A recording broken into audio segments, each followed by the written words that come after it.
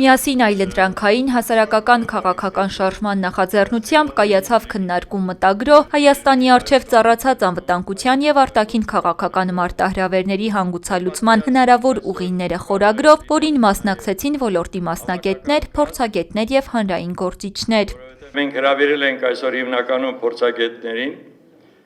որոնք իրենց ոլորտի մասնագետներն են և որոնք իրավունք ունեն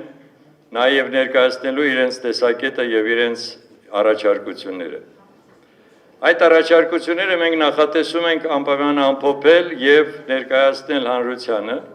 Քննարկման սկզբում ձևակերպվեց Հայաստանի անվտանգության և արտաքին քաղաքական առաջնային հիմնախնդիրներն ու դրանց կարգավորման օրակարգի առաջարկությունները։ Շարժման համակարգող խորհրդի անդամ Նարինե Դիլբարյանն ընդգծեց, որ հայ ժողովուրդն ապրում է ոչ խաղաղության, ոչ պատերազմի ժամանակաշրջանում, հետևաբար յուրաքանչյուր քաղաքացու համար չափազանց կարևոր է, թե ինչպես է Հայաստանը հասնելու իրական խաղաղության։ Փորձենք պատասխանել այն հարցին, թե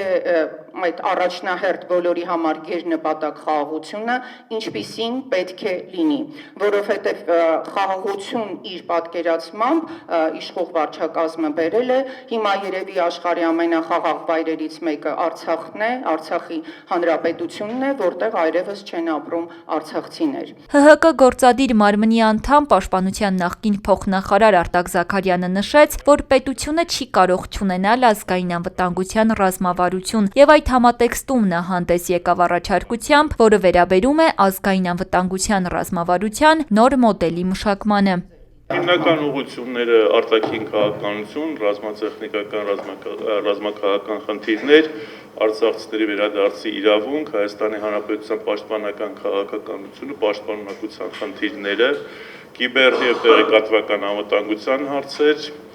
ներքին անվտանգության, համերաշխության, հանդուրժողականության և հանրային համախմբման խնդիրներ, պետական ինստիտուցիոնալ համակարգի զարգացում, Հայաստան-Սփյուռք հարաբերություններ,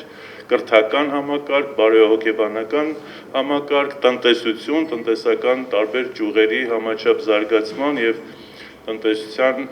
կողմից պետական անվտանգային քաղաքական խնդիրների սպասարկման ներդաշնակեցում։ Առաջարկ Հայաստանի նախաձեռնության անդամ Միքայել Մելքումյանը տեղին համարեց Արտակ Զաքարյանի շեշտադրումները, սակայն առաջ քաշված խնդիրների լուծմանն ուղղված ռազմավարության մասին խոսելով նշեց, որ եթե այդ դրույթների իրականացման համար չկա և չի գործում պատասխանատվության ինստիտուտ, ուրեմն ըստ էության դա անկայուն է։ Այսինքն մեր առաջարկը այն է, առաջարկ Հայաստանի կարևորագույն առաջարկներից մեկը, որ անպայման այս ռազմավարություն և այլ ռազմավարություններ պետք է ունենան իրավական կարգավորում, կատարման կամ չկատարման, այսինքն պատասխանատվության ինստիտուտ։ Եթե մենք սա համադրում ենք ընդհանրապես կառավարությունների հնգամյա ծրագրերի իրականացման հետ, նրա կատարման չկատարման խնդիրը դրվում է անվստահություն ազգային ժողովում կամ 5 տարի հետո ընտրությունների միջոցով։ Ռազմավարությունները ըստ էության գիտեն ովքեր որ տիրապետում են, իրանք պետք է դառնան կառավարության ծրագրերի մաս, հետո այդ ռազմավարության առանձին դրույթներ մաս պետք է դառնա եւ մտնի հնգամյա եւ տարեկան ծրագրերի մեջ։ Ցավոք սրտի դա չկա։ Միքայել Մելքումյանը առանցքային համարեց նաև երկրորդ եւ երրորդ առաջարկները։ Երկրորդն արագ փոփոխվող աշխարհում ռազմական լարված իրավիճակների ֆոնին Հայաստանի համապատասխան քաղաքականության վարումն է, որի շնորհիվ Հայաստանը զերծ կմնա գերտերությունների համար կոնֆլիկտի հարթակ դառնալուց։ Երկրորդ առաջարկից էլ բխում է երրորդը, այն է դաշնակիցների հետ լավ հարաբերությունների որակի պահպանումը։